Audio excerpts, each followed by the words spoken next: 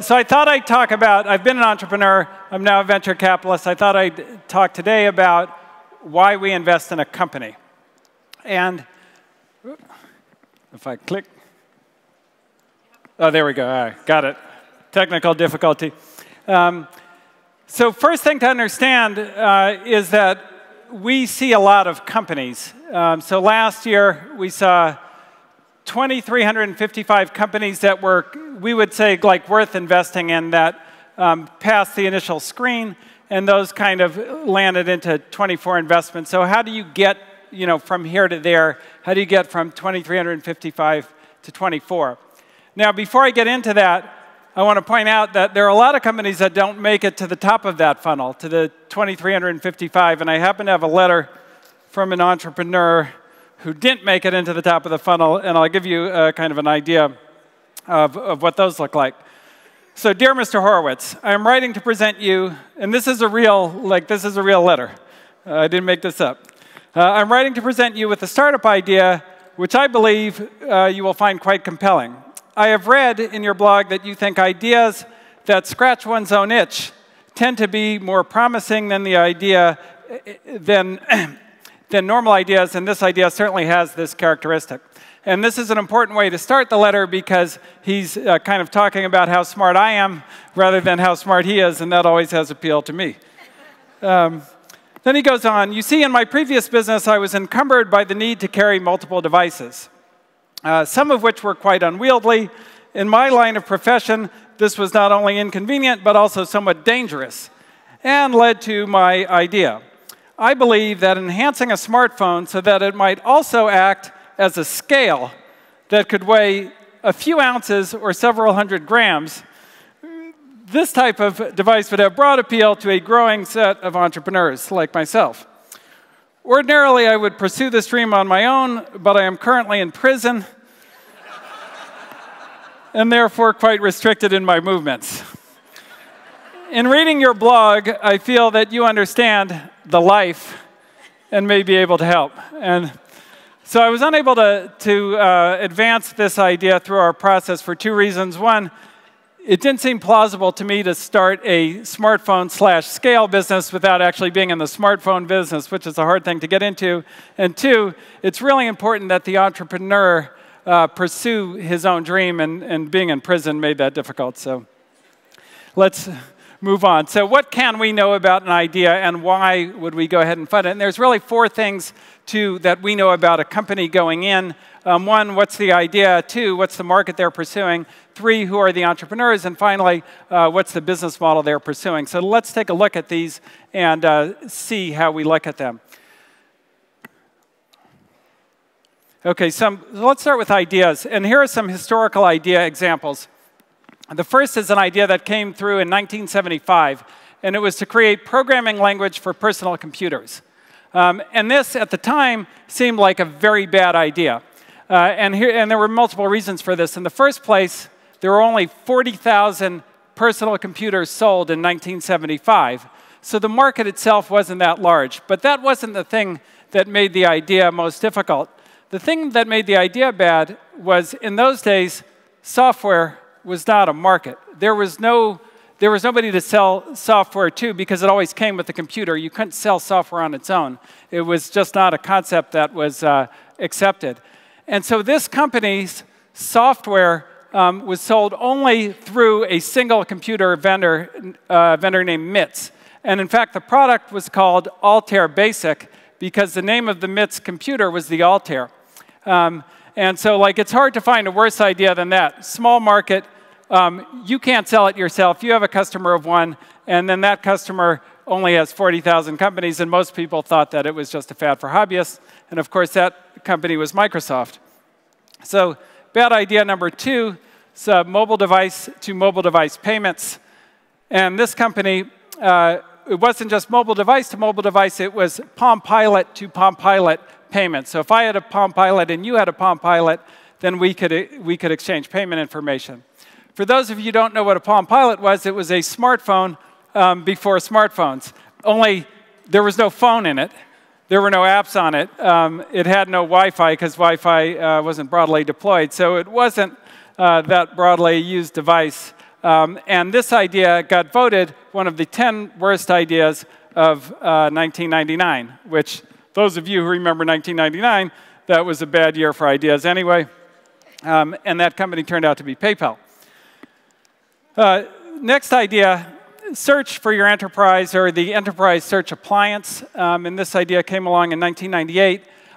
The actual product was really consumer search technology, but everybody knew that that was a bad idea because there had previously been 35 search companies funded, 5 of which were already public. And the thing that we had learned about all the public search companies was that search was unmonetizable. Consumer search was unmonetizable. So these entrepreneurs presented enterprise search, a truly bad idea, and they still don't sell much enterprise search, and that company is Google. Next company, there was a founder who created a company called Blogger, which he sold to Google, and was looking for the thing, what is going to come after blogging? What's the next big wave? And of course, the obvious thing, podcasting, would be the thing that would overtake blogging and be bigger than that. So he started a company to create podcasting software. Truly bad idea when you see where podcasting went. And that company turned out to be Twitter. And then finally, one of my favorites, a young man came to me in 2010 with an idea for a company. He called it Bourbon, and it was spelled B-U-R-B-N, so it was kind of cute. So it was Bourbon the drink and be urban, which was neat. And it was a way to kind of have a sort of blog on your mobile phone, which was really a terrible idea. We funded it anyway, and that turned out to be Instagram. So the conclusion that I drew is we're looking for like truly bad ideas. But really, the key thing about the idea is that it needs to be a breakthrough. And by breakthrough, when you're talking about technology, technology means literally, etymologically, a better way of doing things. So a breakthrough is a much better way of doing things. And for it to really change the world and get people to spend money and create a company, it has to be an order of magnitude better than things that come before it. And that's really what we're looking for, but there's a problem. And the problem with breakthroughs is they look insane. And they look insane by definition. Because if it didn't seem crazy, then it wouldn't be a breakthrough, because everybody else would have already thought of it and already built that company and already solved that problem. So it has to be an insane idea to be a breakthrough, or it wouldn't be a breakthrough. And one of my favorite sayings on this is, you know the difference between a vision and a hallucination. They call it a vision when other people can see it. So let's go through just a few examples of some breakthrough ideas that seemed crazy at the time and how one might have been able to spot them retrospectively.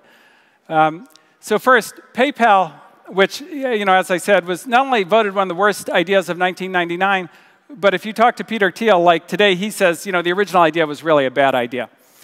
So if even the entrepreneur thought it was a bad idea, then how would you possibly invest in it? And the key to that one really comes to being Peter Thiel himself, which is Peter Thiel is not only one of the smartest people you'll ever meet in technology, but he's literally one of the smartest people in the world. So when the smartest man in the world walks in your door and with a horrible idea, you should probably fund it.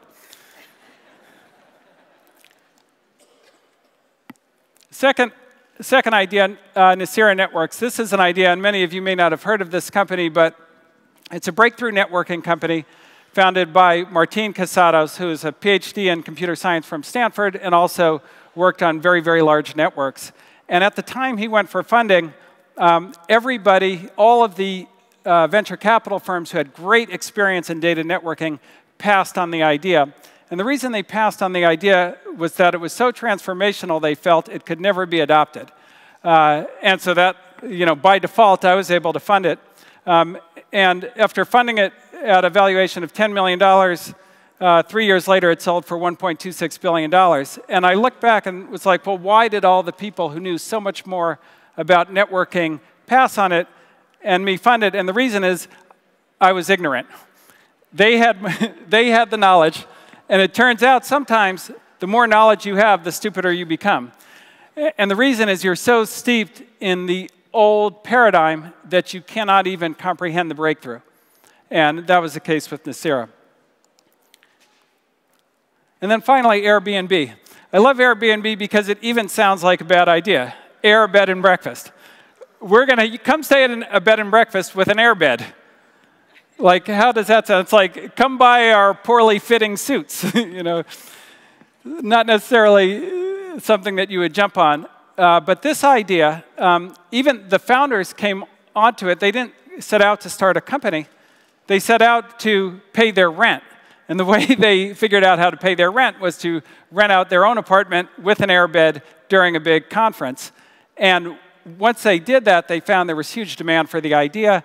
And now, I think last night, there were more people renting Airbnb hotel rooms in New York than Hilton hotel rooms. So it turned out that that bad idea was a good idea as well. So a key characteristic to look for, and the Y Combinator founder, Paul Graham, wrote an excellent essay on that, is a brilliant entrepreneur with what seems like a berserk idea. And there's a problem with this, too, because bad ideas, great ideas often look like bad ideas, but bad ideas almost always look like bad ideas. And that's what makes it so complicated. So who are these brilliant entrepreneurs and what are their backgrounds? Well, let's look at some of the great entrepreneurs of our time. Mark Zuckerberg, founder of Facebook.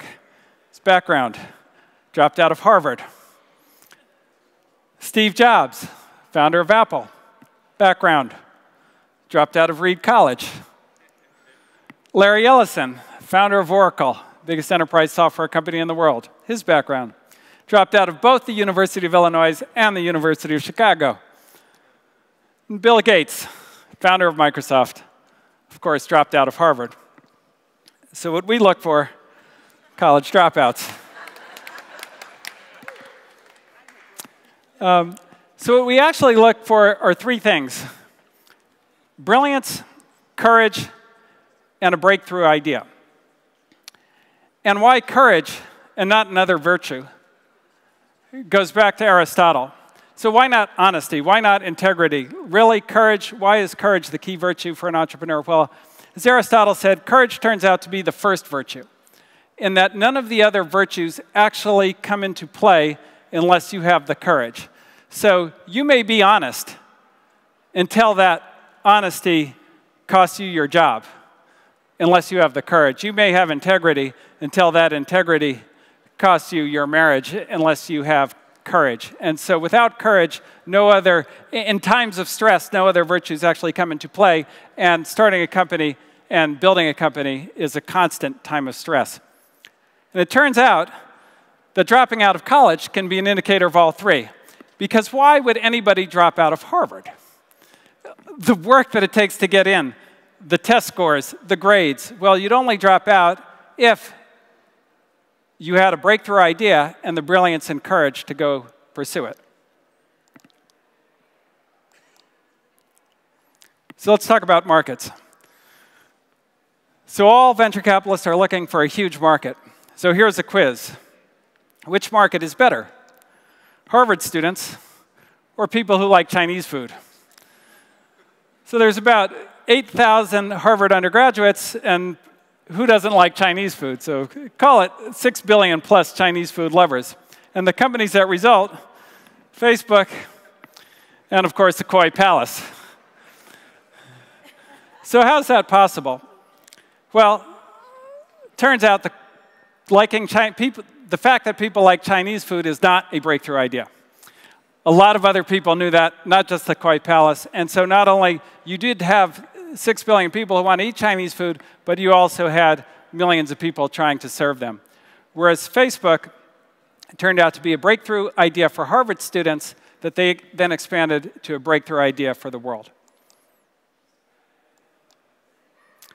And finally, the business model. And often I hear, you guys in Silicon Valley, you do a lot of innovation, but you don't understand business. You don't understand profits. And so I thought I'd review kind of some of the history of that, too. So Yahoo, in 2001, the BBC commented, not only can Yahoo not make any money, but nobody like them can ever make any money. And even with all its problems, Yahoo's worth $23 billion. Amazon, the New York Times says, well, I'm dubious that Amazon or anybody like them will ever make money. And interestingly, Amazon still doesn't generate that much profits, but that doesn't stop them from being worth $121 billion. You know, most people think if Jeff Bezos wanted to have some profits, he certainly could. Example number 3, Facebook. This is one of my favorites. So Forbes, Facebook's all right, but not good like MySpace. You know, they're really not in MySpace class when it comes to business. And Facebook, of course, now is worth $64 billion. And then finally, Twitter. New York Times is highly skeptical that they'll ever be a business, and Forbes cited their valuation at $11 billion. And the real answer to this from an investing standpoint, the real conclusion to draw is that if you get hundreds of millions of people highly engaged and happy using your product, then you'll probably figure out a way to monetize it. So if we put it all together, we like to invest in college dropouts with insane ideas going after tiny markets that will never make any money.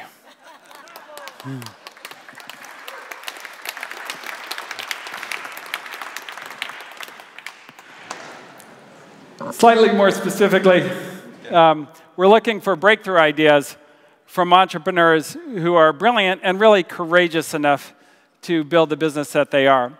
And with that in mind, I recently made an investment in a company that caused many people, both in the press and in venture capital world, to question my insanity.